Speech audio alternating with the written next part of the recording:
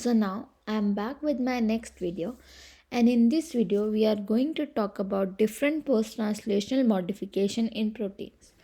So the modification which occurs after the translation is completed, or in case of eukaryotes while the translation is going on, is called post-translational modification. So please make sure to like, share and subscribe my video. So in my previous video, we have already talked about translation, but just to give you a brief idea, it's the synthesis of a protein molecule from an mRNA template, and it involves different steps like the initiation signal when the ribosomes recognize the start site and the mRNA and binds there to start the synthesis of a protein molecule, and then continues the elongation by different factors which continues to recognize the codon and the amino acids can start binding there and then forming the amino acid chains, and then when it encounters a stop codon, there is a termination signal which terminates the mRNA molecule and the amino acid chain is released. So what happens when this translation is completed? There are different changes like the peptide chain, the amino acid chain which get released.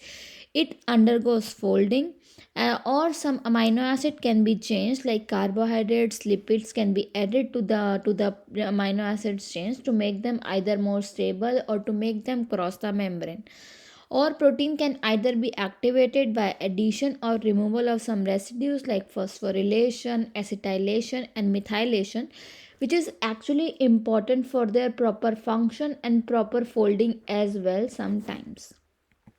So what is a post-translational modification?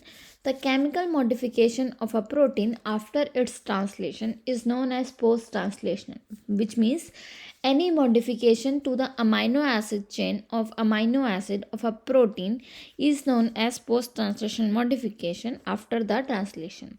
And it can involve either the modification of side chain, terminal amino acids or carboxyl group by the action of covalent modification, enzymatic modification following protein synthesis. And these modifications sometimes are important because they increase the stability of the protein, they influence the structure, activity as well, and also the localization, because depending on the modification, the protein can still be inside the cytoplasm, or based on the modification it can cross the membrane and go to the nucleus as well. And it also changes the specificity of the substrate of the protein, and they provide the, like suppose you have a limited number of genes, but by this modification we can increase the diversity of their function, so they can perform like still a single protein, but based on different modification it can perform different function as well. So these modifications are generally important. So we will talk about different types of protein modification, post-translational modification. So once the mRNA is recognized by ribosomes and the protein amino acid chains are released, there are different modifications that it can go. So first is the phosphorylation. Okay. So the first modification is the phosphorylation modification, which adds a phosphate group to a serine, threonine or tyrosine. So like the three amino acids which can be phosphorylated are serine, threonine and tyrosine. And in some of the exam, it is also asked which amino acids are generally phosphorylated, and these three can be phosphorylated as well. It's just adding a phosphate group. The another modification is glycosylation, which attaches a sugar molecule, a glycosylated like a 2 carbon, 3 carbon or whatever glycosylated sugar. It attaches a sugar molecule to the N or O of an amino acid chain, in an amino acid chain to the either to the nitrogen or to the oxygen. Glycosylated, the sugar molecule is added, which can further changes its function, and sometimes it also, like the glycosylation is also important for binding of a receptor of the protein and the receptor as well, and recognition for different pathogens as well. The another modification is ubiquitination, which is generally happens by the addition of a ubiquitin group to the lysine residue. So here you can see, and some mostly it's to target the protein for degradation. So suppose there is some protein that needs to go degradation, then the ubiquitination adds ubiquitin group to the lysine residue of the protein, which is then recognized by the different enzymes to target the protein for degradation. The another modification is a simulation, which is like a small ubiquitin like modifier as well, which gets added to a protein, and then it can have different functions.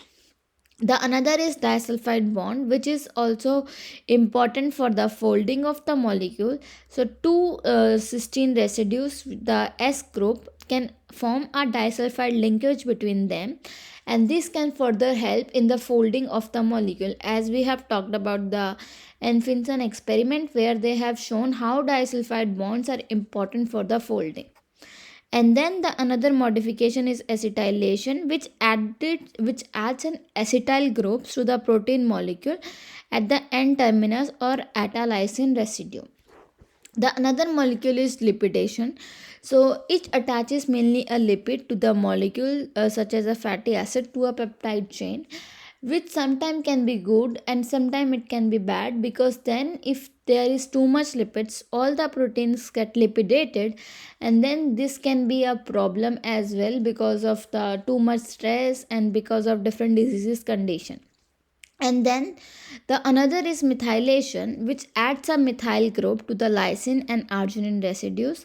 So sometimes this methylation is good, because if you know about histone methylation, this is a signal for sometimes for the repression of some of the regions of the DNA.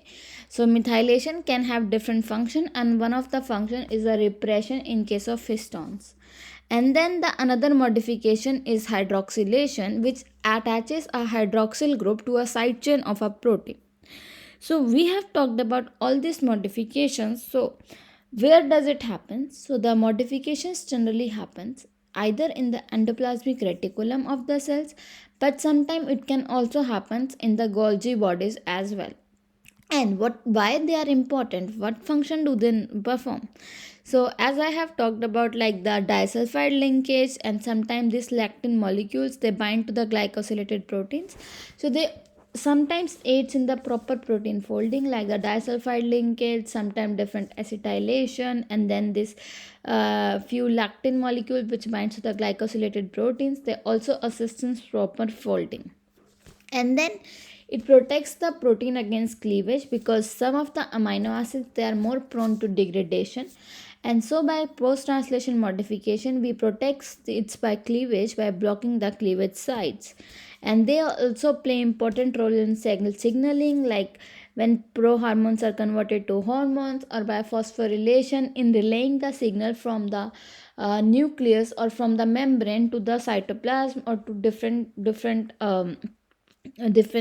organelles as well. So they play important role actually in cell signaling, and they actually, like I have said, they play a crucial role in generating the heterogeneity. Like I have told you, like if you have limited number of genes, and then with that limited number of proteins, by doing the modification we can have diverse function, exactly like identical protein, but based on different modification they can have different cellular function.